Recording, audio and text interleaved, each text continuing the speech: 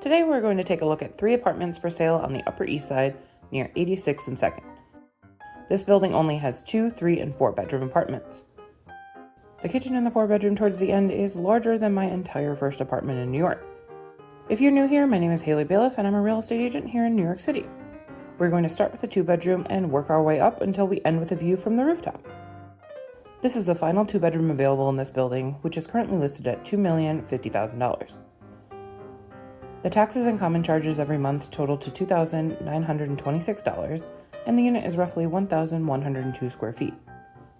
Whenever I'm showing units for sale on my channel, if that building allows owners to rent out their units as well, I try to include what they can expect the unit to rent for. A few weeks ago, a 2-bedroom in this building rented for $13,000 a month, and it was the same floor plan as the unit that you're currently looking at. One thing I will note about the kitchen in this unit is that the island is not permanent, it's actually part of the staging. I loved it, and whoever thought to add it has a great eye because it looked like it was meant to be there. It fooled me. The bedroom is a good size. I rarely see massive bedrooms in new builds, but these bedrooms can fit your basic bedroom furniture. I love the finishes throughout the building as well as the floor-to-ceiling windows. They also have in-unit laundry, which makes doing chores a breeze. Even if you pay someone to do your chores for you, I'm fairly certain your cleaning person would prefer an in-unit washer-dryer rather than having to lug a hamper around. It's a completely new building where tenants only started moving in over the past year. As I mentioned, only one 2-bedroom remains, and the 3-bedroom that we are about to see has now been sold as well, but there are still a few 3-bedrooms available if you're interested.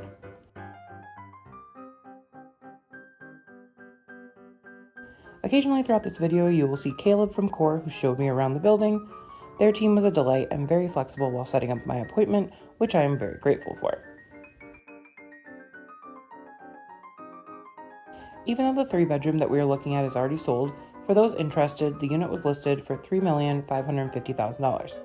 It is approximately 1,853 square feet, and the common charges and taxes each month come out to a combined total of $3,669. If you're wondering why I say approximately while stating the square footage, it's because there have been lawsuits in the past where buyers have discovered a unit was smaller than the actual square footage listed. I'm not measuring the space as I walk through to confirm what the floor plans state, so I say approximately just in case. I know my channel primarily focuses on residential real estate in New York City, but I also do a lot of commercial work.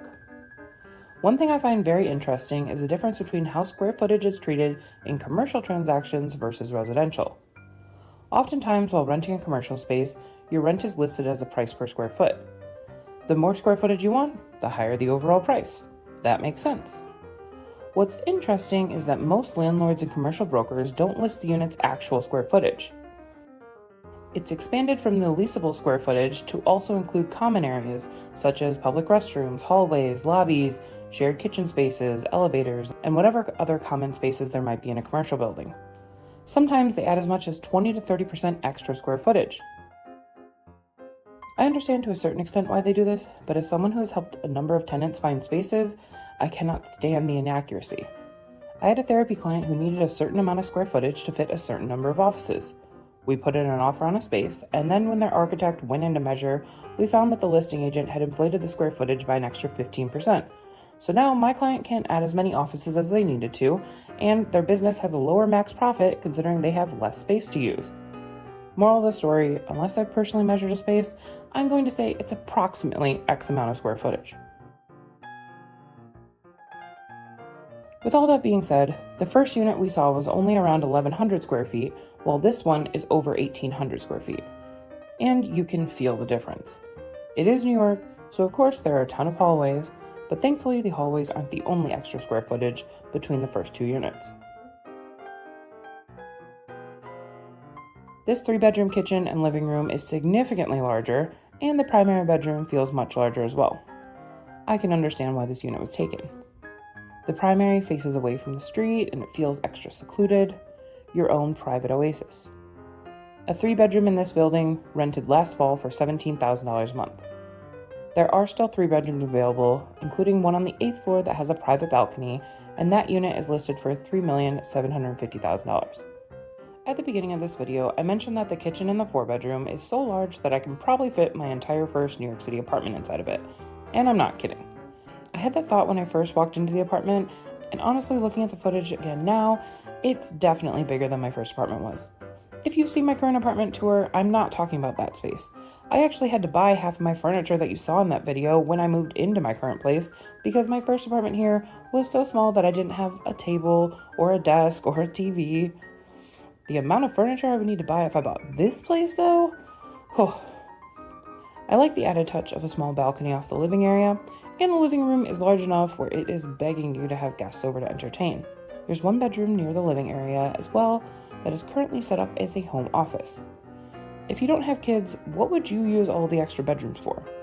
If I moved into a 4-bedroom alone, I suppose I'd use one of them as a normal office/craft room, one would be set up for recording videos, and one would be a regular guest room. I'd probably also have a couch or a Murphy bed in one of the offices, just so that way when family comes, they don't have to share a room. This unit is currently listed for $5,975,000. It is approximately 2,650 square feet, and your monthly payment between taxes and common charges is $5,156. When it comes to access to public transportation, this building is right next to the Q line and a short walk to the 4, 5, and 6. There's also a Whole Foods a little over an avenue away. And if you love museums, then you really can't beat the Upper East Side. It's home to 5th Avenue's Museum Mile, where there's actually a Museum Mile festival every June that includes free admission to some museums such as the Met and the Guggenheim. A wonderful area to live in. If you're in the market in New York City, my team is happy to help with all of your residential and commercial real estate needs. My contact information is in the description below.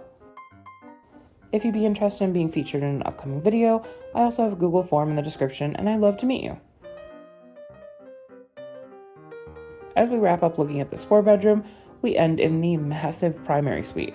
Not one, but 2 walk-in closets, with one so large that they added a bench for some extra seating area. There is one walk-in closet that is also the entrance to the bathroom, which I find interesting. Thankfully, you have plenty of bathrooms, so your guests can use those instead of needing to walk through your closet just to use the restroom. And as far as bedroom sizes go, I think we are ending with the largest one we've seen so far, saving the best for last. If you enjoyed today's video, don't forget to like and subscribe. It helps out my channel more than you know. Lastly, we will check out the view from the roof. Once you exit the elevator, you can either check out the northern or southern exposure side. There are plenty of seating options, as well as a grill and a nice rooftop fireplace, which is the first time I've seen that. This building only has 63 units, so the likelihood of you having the roof all to yourself is pretty high. Pun intended. If you enjoyed today's video, you'll probably enjoy some of my other ones, so you should click here, and I hope you have a great day.